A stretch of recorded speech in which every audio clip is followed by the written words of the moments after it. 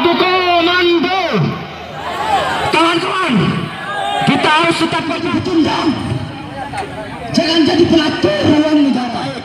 Maka betul apa yang dikatakan rakyat, bahwa engkau adalah pecundang, bahwa engkau adalah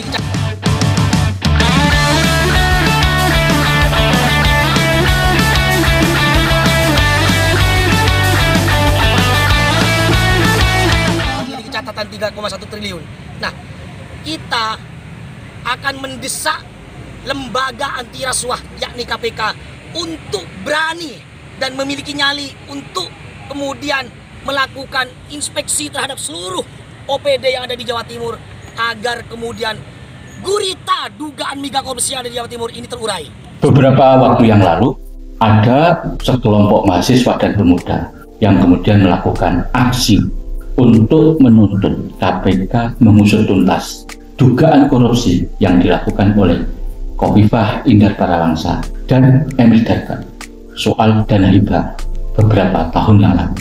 Saya pikir tuntutan ini sangat rasional karena selama ini publik Jawa Timur juga memandang ada sesuatu yang tidak beres di dalam menuntaskan kasus korupsi dana hibah yang melibatkan berbagai pihak yang sangat banyak sekali dan juga merugikan keuangan negara triliunan rupiah. Kalau kita baca, memang semua pejabat di KPK berjanji akan mengusut tuntas, bahkan kemudian juga akan memeriksa Khofifah dan Emil Dardak. Dan ingat, ruangan Khofifah, Emil Dardak juga sudah pernah digeledah, kemudian dibawa beberapa berkas. Kalau tidak salah ada 3 koper. Tapi entah kemana masalah dugaan korupsi itu. Karena selama ini yang kita dengar, yang kita lihat, sudah tidak ada bau KPK untuk mencoba memanggil atau mengklarifikasi soal keterlibatan Khofifah dan Emil Dardak. Maka jangan salahkan dong, kemudian ada beberapa pihak yang menduga ini ada konspirasi politik, ada perlindungan politik dari para penguasa, sehingga Khofifah, Emil Dardak tidak tersentuh. Dan fakta-fakta itu sudah pernah kita uraikan. Tapi kita masih berharap dengan rejim KPK yang baru ini. Apakah KPK yang baru ini memang betul-betul akan bekerja secara proporsional, profesional, adil, dan jujur untuk menuntaskan problem korupsi yang selama ini sudah mengendap, bahkan terkesan diskriminatif.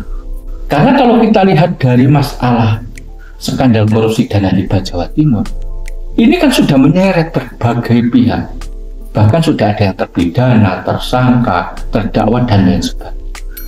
Tapi hingga kini tidak ada KPK punya keinginan atau inisiasi untuk memeriksa, memanggil Khofifah, Emil Dardak. Jangankan memanggil dan memeriksa, mengklarifikasi saja tidak pernah ada. Maka kecurigaan ini kan kemudian mengendap dalam pikiran publik Jawa Timur.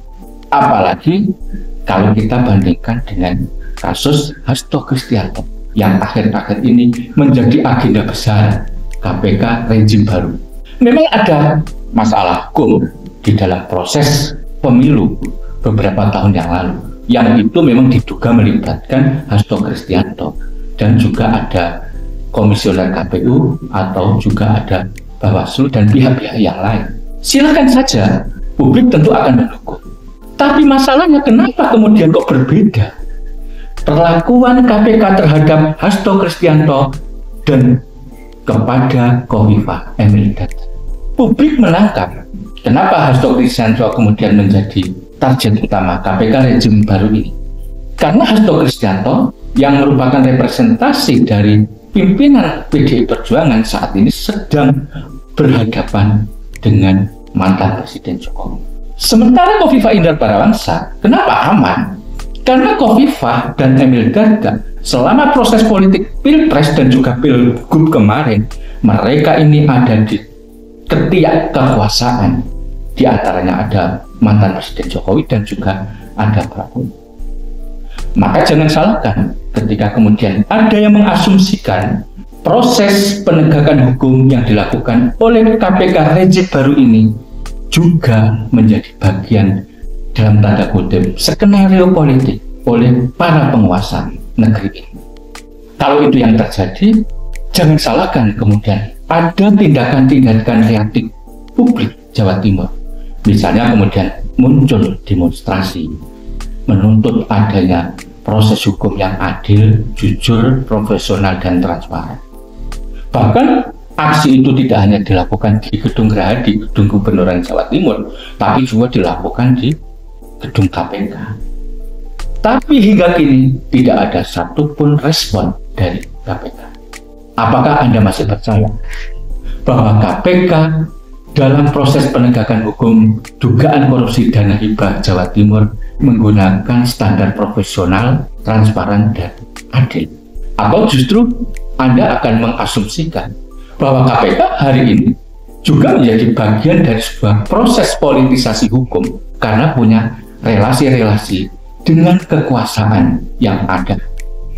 Kita harus ingat, Jokowi punya afiliasi yang kuat dengan istilah Partai Coklat. Sementara pimpinan KPK hari ini adalah berasal dari partai. Apakah kemudian itu mempengaruhi? Ada indikasi lain.